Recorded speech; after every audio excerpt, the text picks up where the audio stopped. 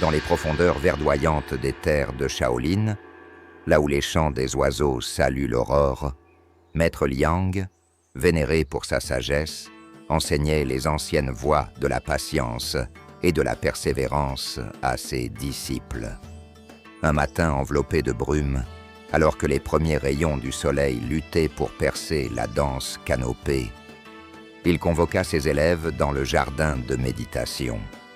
« Être patient, vous devez, comme la pierre qui dans le sable est assise », débuta Maître Liang, ses mots flottant doucement dans l'air frais du matin.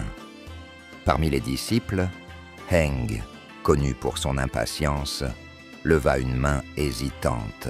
« Maître, comment la patience de la pierre peut-elle être enseignée ? Rapide et fort, le sable se déplace autour, mais immobile et silencieuse, la pierre reste. » Avec un sourire énigmatique, Maître Liang invita Heng à le suivre jusqu'au bord du ruisseau voisin, où des milliers de pierres reposaient, lisses et polies, après des années sous l'effet de courants incessants. « Observe ces pierres, jeune Heng. Rugueuses et tranchantes elles étaient, abattues par les montagnes. Regarde comme douces et lisses elles sont devenues.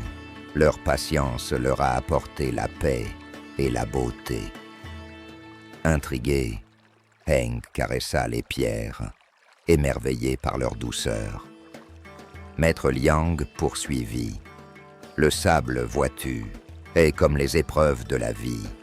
Constant, il teste, il irrite.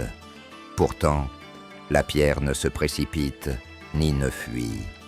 Par sa nature stable, elle transforme l'adversité en une surface lisse. » Motivé par ces paroles, Heng passa les jours suivants à méditer près du ruisseau, laissant les grains de sable de ses propres doutes s'éroder sous la force tranquille de la persévérance.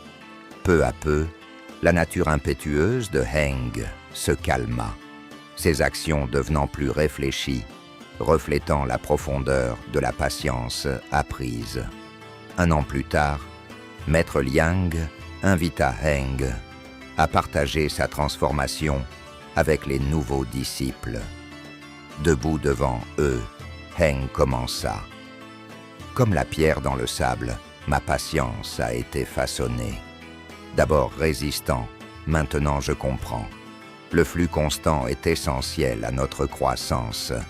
La patience, c'est embrasser chaque grain de sable, non pas comme un irritant, mais comme le sculpteur de notre âme. » Ainsi, Heng, jadis disciple impatient, devint un guide pour les autres, sa sagesse façonnée par les patientes leçons du sable et de la pierre,